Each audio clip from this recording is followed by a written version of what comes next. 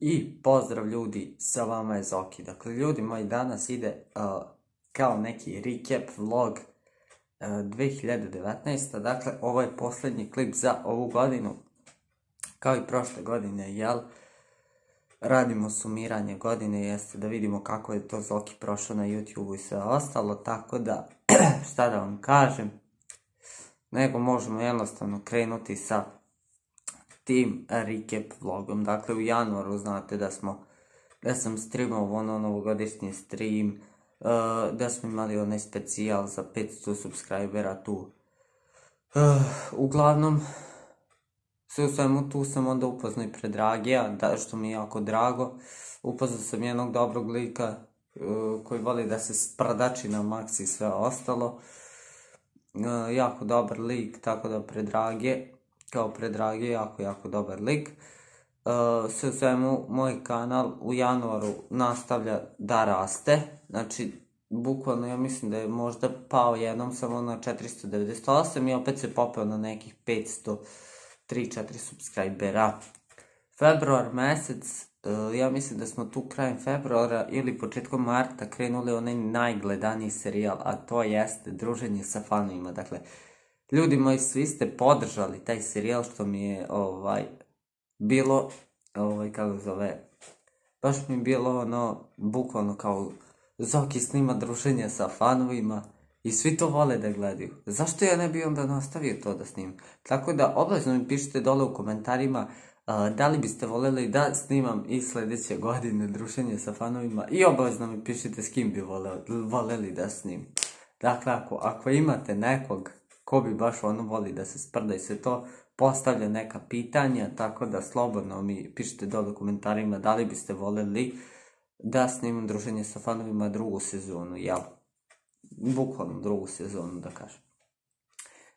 Dakle, februar oko 700-800, februar i mart su brojali negde oko 700 i 800 subscribera.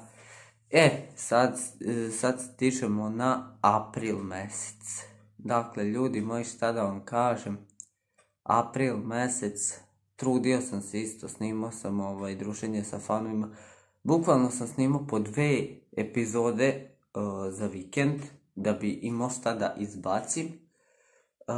U nekom trenutku sam razmišljao i da streamujem, pa sam onda krenuo i da streamujem. Dakle, ili izbacim klipove, pa onda kroz neki 2-3 dana uključim stream, onda vi tu budete, gledate stream, kao podržavate me, što jako cenim.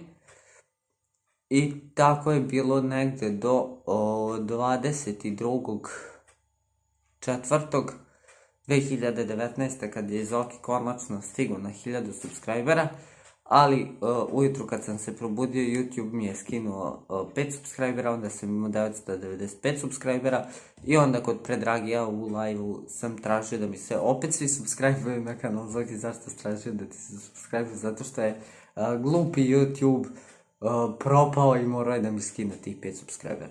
Dakle, kod Predragija u live-u sam nekako izvukao tih 5 subscribera i opet sam se popao na 1100. Dakle, zvaničan datum je 23.04. da sam stigao na 1000 subscribera. Šta je sljedeće? Maj mesec, bilo je tu isto dosta ovih vlogova.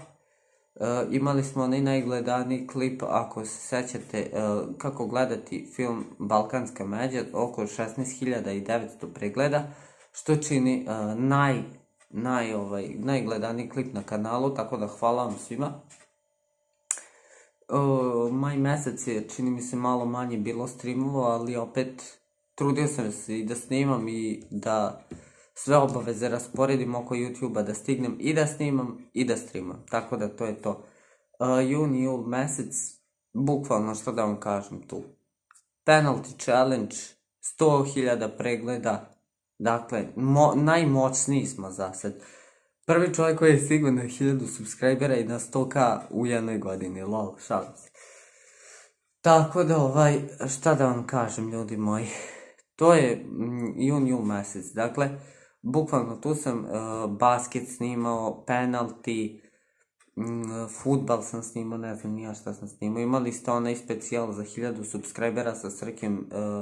Hvala Srkiju, Predrageju što su učestvovali u serijalu Druženje sa fanovima. Dakle, hvala vam braćo moja nečiste.